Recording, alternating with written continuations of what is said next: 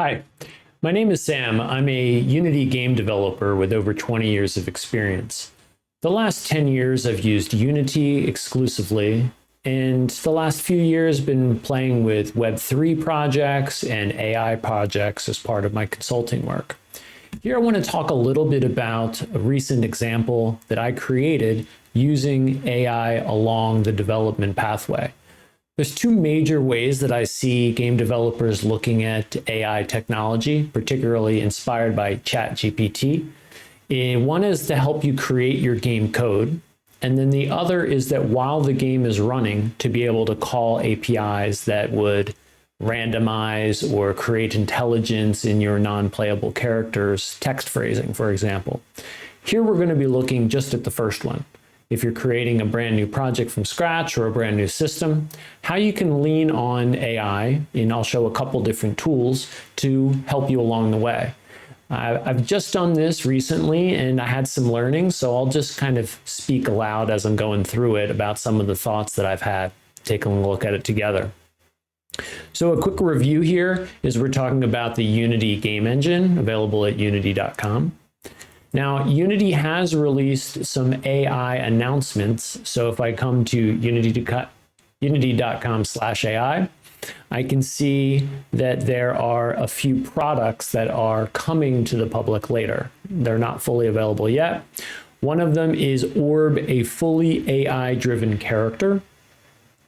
One of them is Unity Muse, which says, fueled by next generation AI, Unity Muse enables creators of all skill levels to develop games and real-time 3D experiences lightning fast with simple text-based prompts. And then Unity CentOS. Powered by our cross-platform game engine, Unity CentOS enables runtime stuff happening. So there's three use cases there, and two of them are the same that I mentioned. Help you generate code, and then help you at runtime to add all of the richness that AI can bring to you. So I didn't use Unity's tools. Instead, I created this project, which I'll link to below. I'm calling it the AI Physics Glacier game. And it was inspired by an image I saw of a glacier with some characters on top of it. So that inspired the gameplay. All right, let's jump in and take a quick look at the project itself, the finished, and then we'll explore a little bit.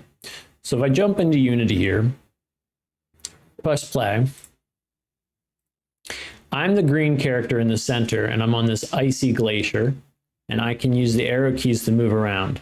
If I fall off, it safely puts me back onto the screen. Now I've got these other blue characters that are all trying to chase my character and push me off the ledge. Now I'm not playing very well. I also noticed during the screen recording, frame rate drops a little bit. But we've got character movement, we have UI, we have some light enemy behavior here that just tracks to me.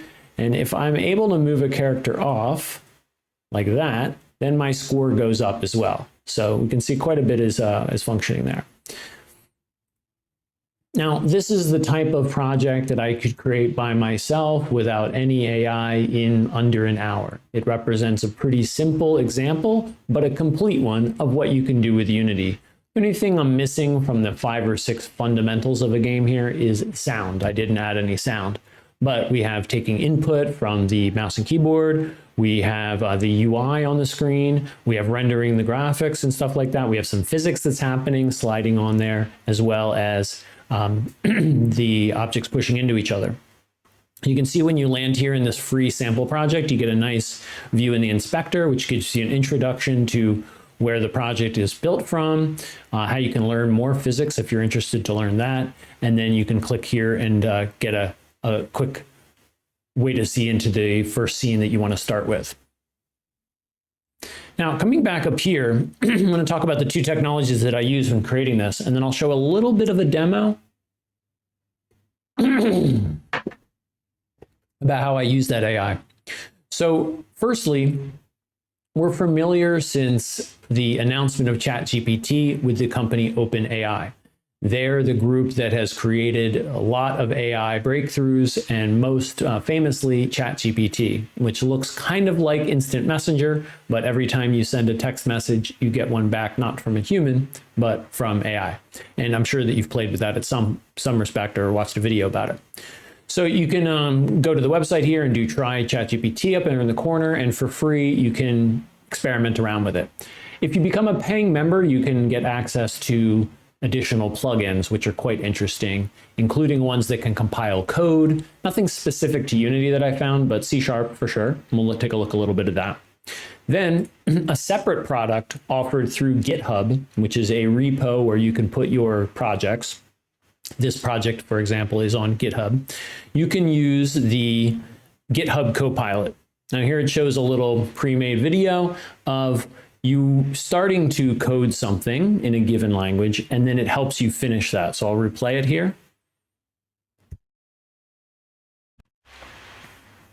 And it looks quite magical. You see someone begin to do about 5 or 6 lines, and then it gives you the next 15 or 20 lines, right?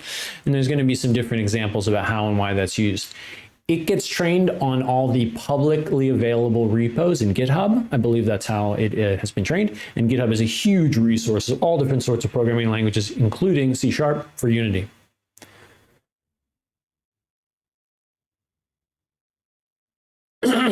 So inside my coding editor, I'm using Rider, but you could also use Visual Studio. It has a plugin for GitHub Copilot. Now, I just updated this by coincidence right before the video. So the next time I open up Rider, it gives me this little introduction screen. So let's just look at it together. It says, welcome to GitHub Copilot for JetBrains Rider. You can receive suggestions from GitHub Copilot, and you can configure it in some different settings. So let's take a look at those settings. So here you can choose which types of files it would work on and how often it will update itself. We've got some advanced settings as well. I have not touched any of those settings. You can change some keyboard shortcuts as well. Let's just check what those are. I'm going to type Copilot here.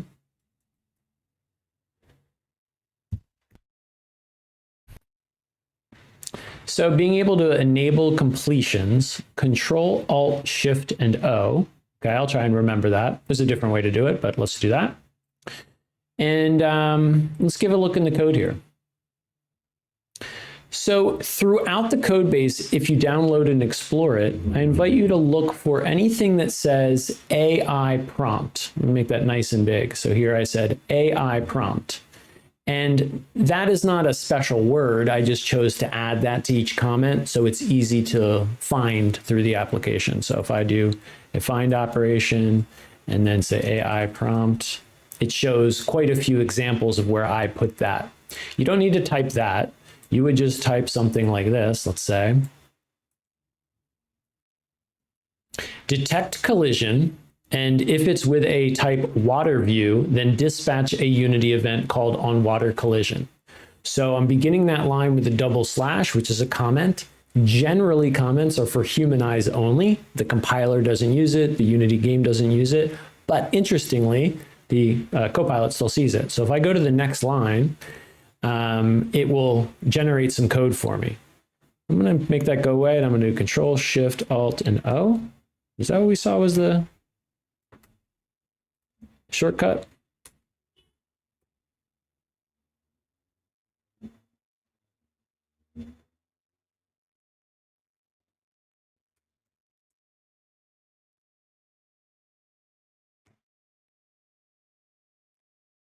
Okay, I'm going to go check the shortcut again because I already forgot what it was. Copilot, enable completion, show completion. Okay, Alt and slash. I was using the wrong thing. So Alt and there we go.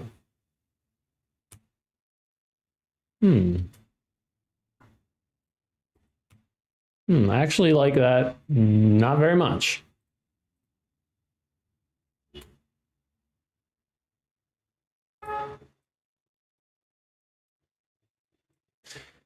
So if I was to type that in fresh here,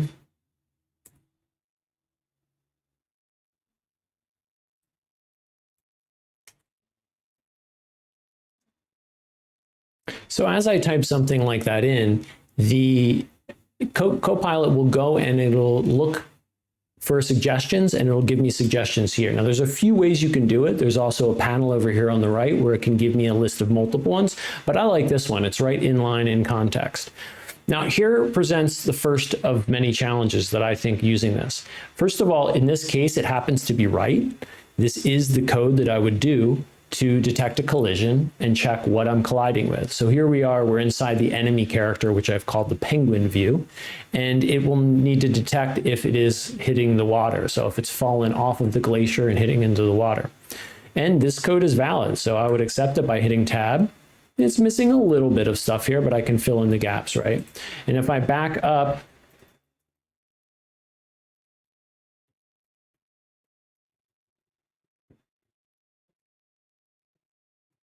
there we go. I backed all the way up to the original code that I had in here, which was also inspired using ChatGPT. Just wanted to double check. So it missed one particular part here, not bad, but it gives you some pretty good results. So let's explore another area about how I could use this. So here, this is using Copilot within the context of my project. It knows not only about the file it's currently in, but it definitely knows about other files in the same solution. So for example, I'm hinting heavily which it should say, but maybe if I just said, if it is colliding with water, and it would sniff around in the code and it would know that I don't have a class called water, but I do have one water view. And I was exploring as I was doing the different prompts, how specific do I need to be with the prompts that I give it? And it surprised me sometimes. Now, sometimes it's missing something like I showed here. It was missing the game object, which is required for compilation, but very cool. And I know it'll improve over time. So let's think about another way that we could integrate this kind of AI technology into the game. So back here, using OpenAI's technology more directly, I could use the try ChatGPT, I could open up a new conversation and I could start using it there. Now, in that case, it doesn't know anything about the specific context of my game. So again, Copilot is good for a context-specific solution where it might know about how your project is set up so far. In that project, I have 10 files, maybe something like that, 10 classes in C# to get this to work. So it is very useful, right? And perhaps in much larger projects, depending on the quality of the AI results, it may be able to give you something way better because of that context. But I also like the freshness of being able to say, give me some advice and answers with no context, or being able to control the context better. So let's talk about just using ChatGPT directly for that. So through the web browser, when you try ChatGPT, it'll give you an interface something like this. This happens to be the downloadable Windows version of ChatGPT. And I've got a bunch of different prompts that I can use here. So here it will default by giving me a brand new chat. And I'm going to make this bigger here so we can see it a bit better. There we go. And the primary options here is you have GPT 3.5, which has been around a longer period of time, then GPT-4. Now, again, I'm a paying member. I think it's about $20 a month for this service and about $20 a month for the Copilot. Those are two different products. I may not be having the numbers right, but it's a monthly fee.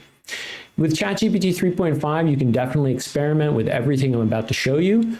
I just believe that sometimes the GPT-4, while slower, gives better results. I think over time it'll improve. So let's talk about two use cases that I had that I explored with this project. One is I used the Dall-E 3 plugin here, and I said, I'm creating a game with a glacier, let's say. Create a 1600 by 1000 image. Use a transparent background. Add a glacier to the center of the image at about 50% of the size of the image. So OpenAI has several different tools. ChatGPT is one. and Dall-E is another one. Both of them are having version numbers that are increasing over time. We're at about the 1 year mark since these tools became available. And within just ChatGPT, I see a dramatic improvement in the types of things you can do. The plugins, for example, wasn't released at launch, but now that we have plugins, it can read the web. It can read PDFs. You can upload an image and ask questions about the image. And with Dall-E 3, the quality has gotten better and better. So I'm imagining a game looking kind of like the one I just showed you, which is more of a cube-shaped iceberg in the middle, and then having our characters on top of it. Neither of these really satisfies me. So I'll say make variations of the left image, but make the top of the ice glacier be flat, be perfectly flat, like a tabletop. Now we'll see how that works. So if you haven't experimented too much with AI, you may not know that it's kind of an ongoing and iterative process in order to get the results. I would expect the more skills I develop as I'm generating these prompts, I could get the results more quickly. And then certainly as the AI matures, it would be able to give me better results with less prompting. But here you can see it did pretty good. It is doing the transparent background. Now I really like this one on the right. That's pretty close. So let's say make variations of the image on the right, make the glacier 50% of the current size within six, I won't reiterate that. And then I'll say, and lower the iceberg. I don't want to confuse it by saying glacier and iceberg. I don't know if that would cause a problem, but these are the little things I think about. And then I would also like it to have more surface area on the top. Let's see if we can ask for that. Can the top face be slightly larger? I'll use the top face for gameplay, and having more gameplay area is helpful. Okay. After this example, I'll probably stop here. Now, what I'd done in the original example is I tried that. You can see in the game, we ended up with a perfect cube that had textures on each side. That was because I iterated here for a bit and realized some limitations. Even after I would create an image like this and try and bring it in, combining 2D and 3D elements like that just didn't work for my specific needs. Certainly for background, it would work great.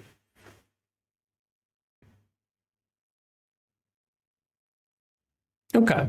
I'm probably less pleased with these results, but we'll stop here and we'll look at a different use case. But you can imagine getting some art for your game. It's certainly pretty art. I didn't add to the prompt photorealistic, impressionistic, 80s poster, or anything to indicate the style, but I'm pretty happy with the style. And really this one here is, it's pretty close to what I'd want. I would just want it to tilt a bit more toward me. As an alternative, I could have just asked for a square repeatable texture, and then I could put it on a cube myself, which is what I ended up doing. But I wanted to walk you through some of the thoughts and process there. Now,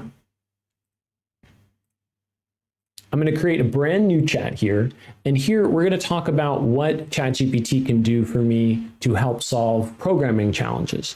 Now, GitHub Copilot we saw has the context of my project, and I'm able to ask for a small snippet in that context. That's probably the ideal use case here. However, using ChatGPT in this format, it doesn't know anything about my project. And the workflow is not to say, hey, go look at my project and give me an answer. At least that's not how I'm doing it. This is a fresh conversation with zero state behind it.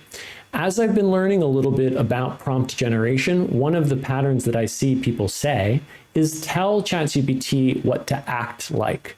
So I'm going to start with act like a game developer for C# and Unity. Okay, so that alone just tells it kind of what domain to be in. You are an expert with great answers. Okay. You could also, it sounds a little odd, but you could ask it to be an introductory person or a beginner or a child and give some answers where you're asking for kind of different quality of the answer itself. But here I'm clear to tell it to be an expert and to give it game development, C#, and Unity. Now, let's try and say we want to have, I'll say I have these two characters and I want one to follow the other one around, and let's see what happens. I have two mono behavior classes. Let's call them called player and penguin. Create the source code for the penguin CS. So it knows it's going to be a mono behavior child, which in the Unity world is a very common beginning point for any new class structure. Which needs to do the following. It will take a serialized reference to the player, follow the player, move with physics and a rigid body. Okay. So that is a real world use case for the game that I just showed. And let's just see what it's able to do here for us. By default, it puts the coding snippets into a nice embed, so you get some auto completion. It is not able to compile this code to verify that it works. There is a plugin for ChatGPT 4 that can compile certain code, but as far as I know, it can't compile Unity C#. It can just compile C#.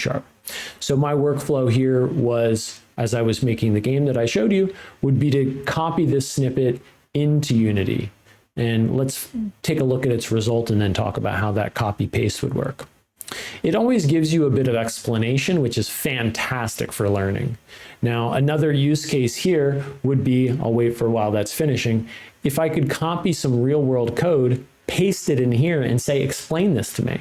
In fact, we'll try that as an example in a moment. But you can see it's doing quite a bit of explanation. So let's see what it does here. It creates a new class that extends mono behavior. That's perfect. Then it's even creating some headers. This is purely cosmetic stuff for the developer. It's quite nice. It's serializing not just the one field that I asked it for, but also a couple other fields that would not just be useful here, but in the Unity world, it's optional to make something a serialized field, and it has certain pros and cons, and this feels like a relevant use case here. And then it's going to run through, and on awake, it's going to get a reference to some physics stuff that it needs. Then it runs the fixed update and calls follow player. Sounds good. It does a nice check here at the beginning that if it doesn't have some things it's looking for, it'll exit out gracefully. That's nice. And then without looking too closely into here, I'll just say this code would work more or less. So we could paste that in. Now, here's what I saw as some of the challenges of doing this workflow. One is I, as a game developer with experience, recreating a system that I know how to create, I know which questions to ask. And when I see the result, it's easier for me to know if it meets the needs that I have and it's going to compile. Quite often during the 2 hours that I spent playing around with this and making the demo the other day, it would give me a blatantly wrong answer. And I could start to see that I left a detail out of how I asked it, or I could see why it would make the mistake. Not that it's acting necessarily like a human with less skills. Sometimes it is, but it can also be acting like an AI that's getting two concepts confused in a way that a human might not even do. But this is a fantastic starting point. So here was the workflow. I would paste this into Unity. I would see if it compiles. Then I would work on the Unity code directly with the Copilot or without it, making any tweaks. Then when I would come back here to say, oh, you know what? I need this penguin to do one more thing. It might repeat this step, give me all this code again, but it doesn't know about the code that I added back there in the code editor myself. So I'll give you a quick example of that. In my code base, I have a template. And I use this template class when I create new code. just so things follow in a nice set of coding standards and in a nice order that is nice for me as a developer to read. It's completely optional to use such a template. It is not a requirement at all for development nor for AI, but let's just use it as an example. I'm going to copy this here, and then I'm going to come back into the AI and I say, great answer. Give me that answer again, but first make your code in the style and format of the following code template. And then I'll just paste that. And let's see together if it gets confused, if it's actually going to add some of the methods, which are meant to be totally temporary in the template, together with the first one, or not. So I can see already it's learned about namespaces. It is giving the exact namespace from the template, which isn't really what I want here. I would want it to maybe say RMC, which is my company name, dot penguin or dot characters or something, but this is pretty good. Then it added this comment here. Can't remember if that was in the original.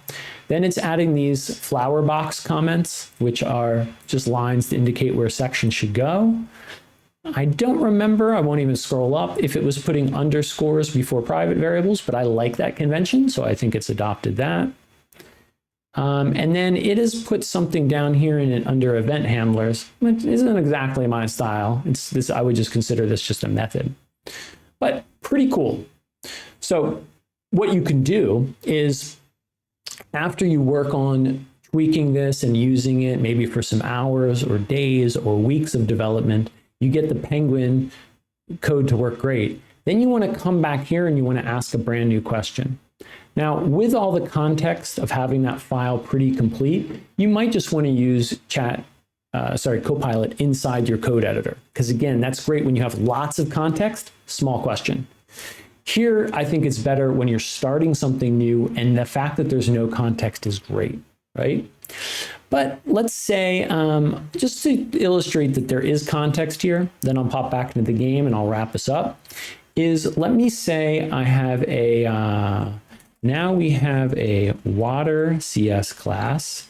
It needs a reference to all existing classes we discussed.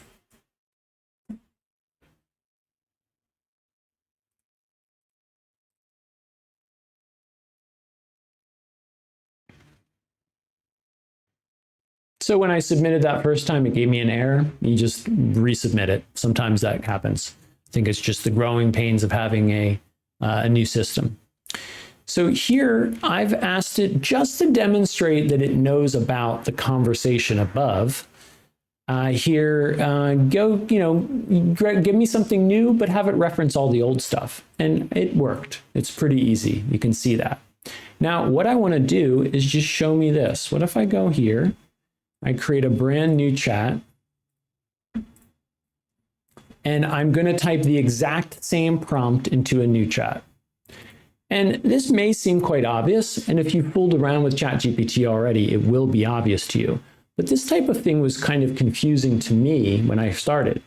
What I'm illustrating here is that each new chat that I initiate knows nothing about the other conversations, which has some drawbacks, but it's also quite powerful. So we can see in the response here, it says, it seems like you're referencing some files or code that you haven't provided. Could you provide it, right? And as far as I know, there's no way to say, hey, we just chatted about that, go check over there.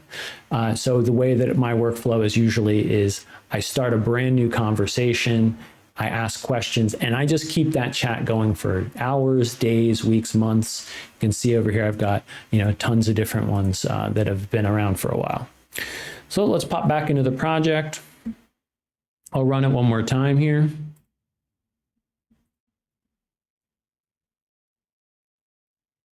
See if I can do any better. Nope, I just ran off the edge. Now the game doesn't end when I die, which is nice. I just respawn. So I would be able to take advantage of that and just start pushing the characters off. Yeah. I'll pop back to the slides now.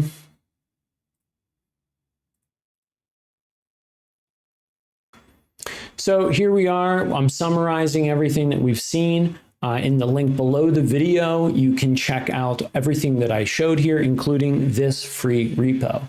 If you want to give it a try, what you would do is download the project, open it up inside Unity, and just play the game. That's a first starting point. And then you could use it as a platform if you wanted to ask ChatGPT how to add a new feature to that existing code. Or you can go create your own project for sure. But if you want to kind of stay within the context we've got here, you could do that. Another thing you can do is if you're used to using GitHub, you could explore the free trial of GitHub Copilot. Both ChatGPT and Copilot have a free trial that you can do. And then you'd be able to experiment inside your favorite code editor. Again, I'm using Rider, which is a paid code editor for Unity, and I love it, so that's how I'm using it. But there's also free code editors, including Microsoft Visual Studio, that you can use and get that Copilot plugin there as well. I believe for all code editors, the Copilot feature is free trial, then it's always pay. I don't think there's a free option that lasts forever with it. But I really enjoyed learning this, and let me just say what some next steps are for me. I'm going to continue to use Copilot alongside my projects. I like to see how it can auto-complete things, and if it doesn't work for me, I can just skip it. I'm kind of interested in the tech as it evolves, as interested in I am in getting solutions. So it's fun for me to see it even when it makes mistakes. So enjoy playing with it. And if you have any comments about what's worked for you with AI and gaming, please let me know in the comments below. Thanks.